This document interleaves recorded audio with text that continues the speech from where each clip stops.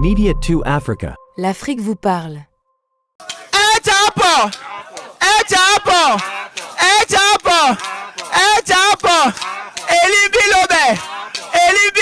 Une effervescence toute particulière régnait ce mercredi 1er avril 2026 dans les terminaux de l'aéroport international de Washington, D.C.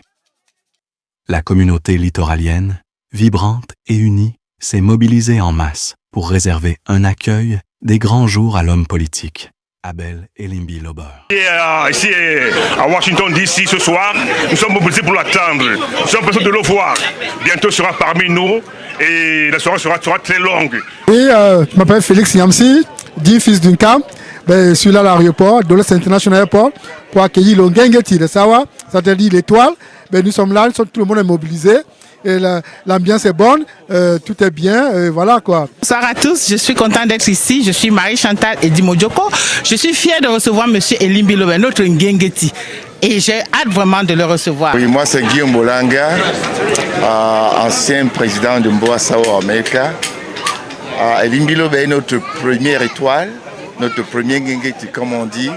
Et nous sommes très heureux de le recevoir. Dès son apparition à la sortie du tunnel, les cris de joie ont retenti. Visiblement touchés et très satisfaits par cette forte mobilisation et l'ambiance festive ambiante, le récipiendaire n'a pas boudé son plaisir. Je suis très ému de rencontrer la communauté des littoraliens établie ici aux États-Unis, que je suis venu visiter et partager avec eux les moments essentiels que connaît notre communauté dans le pays. Et je suis très ému de voir l'attachement qu'ils ont envers la mère patrie et notre communauté en particulier. Je suis venu partager avec eux les moments difficiles pour qu'ils ne soient pas si loin, qu'ils soient prêts en esprit, parce que notre communauté a beaucoup de problèmes.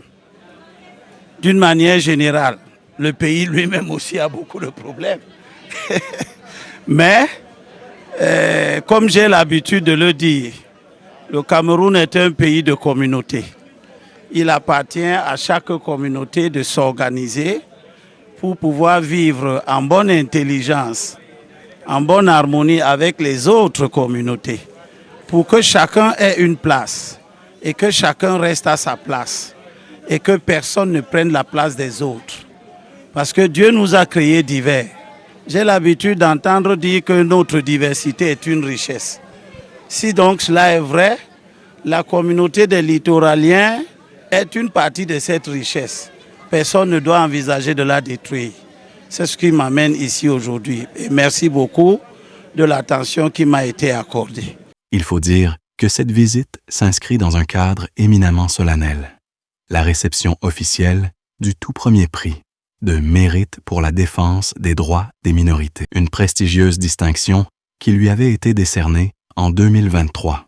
Après l'aéroport, le cortège s'est ébranlé en direction du Maryland, où un grand dîner d'accueil attendait l'homme politique pour lancer officiellement son séjour sur la terre américaine. Un voyage qui connaîtra son apothéose dans quelques semaines avec l'organisation d'une grande soirée de gala en guise de la clôture, le samedi 18 avril 2026, dès 20h, dans le somptueux complexe Africabana, situé dans la ville de Laurel. Aïe!